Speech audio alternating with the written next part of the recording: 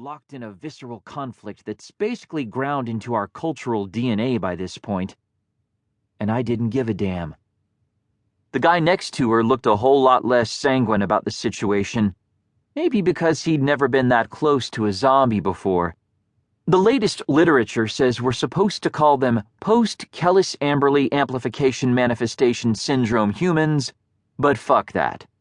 If they really wanted some fancy new term for zombie to catch on, they should have made it easy to shout at the top of your lungs, or at least made sure it formed a catchy acronym. They're zombies.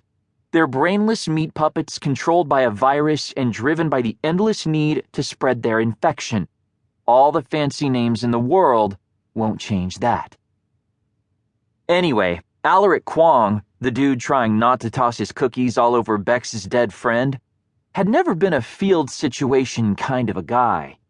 He was a natural newsie, one of those people who are most comfortable when they're sitting somewhere far away from the action, talking about cause and motivation. Unfortunately for him, he'd finally decided that he wanted to go after some bigger stories, and that meant he needed to test for his Class A journalism license. To get your Class A, you have to prove you can handle life in the field. Bex had been trying to help him for almost a week, and I was rapidly coming to think that it was hopeless. He was destined for a life of sitting around the office compiling reports from people who had the balls to pass their exams. "You're being hard on him," Georgia chided. "I'm being realistic," I muttered. "Shaun?" Dave looked up from his screen, squinting as he turned in my direction. "Did you say something?"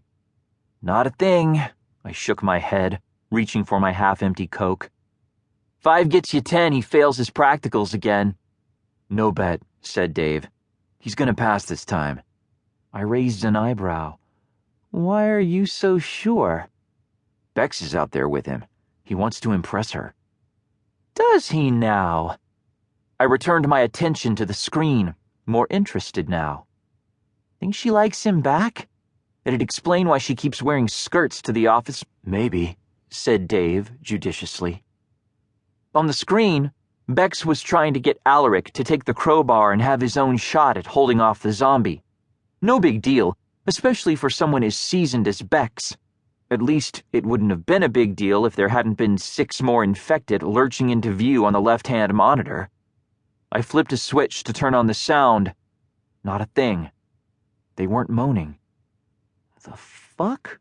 I murmured. Flipping another switch to turn on the 2-way intercom, I said, "Bex, check your perimeter."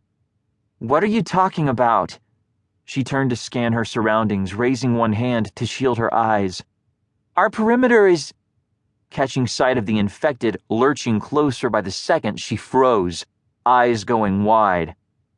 "Oh, fuck me." "Maybe later," I said, standing. "Keep Alaric alive. I'm heading out to assist with evac." "Empty promises," she muttered, barely audible. "Alaric, behind me now!" I heard him swearing in surprise. The sharp report of Bex shooting their captive zombie followed immediately after. The more zombies you have in an area, the more intelligent they seem to get. If Bex and Alaric wanted to get out of there alive, they needed to reduce the number of infected as much as possible. I didn't see her make the shot. I was already heading for the door, grabbing my rifle from the rack as I passed it. Dave half stood, asking, "Should I?" "Negative. Stay here, get the equipment secured, and get ready to drive like hell." "Check," he said, scrambling from his seat toward the front of the van. I didn't really pay attention to that either. I was busy kicking open the doors and stepping out into the blazing light of the afternoon. When you're going to play with dead things, do it during the daylight.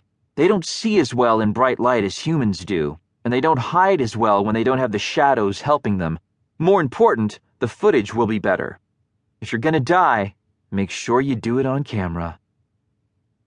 The GPS tracker in my watch showed Bex and Alaric remaining in a stationary position roughly 2 miles away. 2 miles is the federally mandated minimum distance between an intentional zombie encounter and a licensed traveling safe zone, such as our van. Not that the infected would avoid coming within 2 miles out of some sort of respect for the law. We just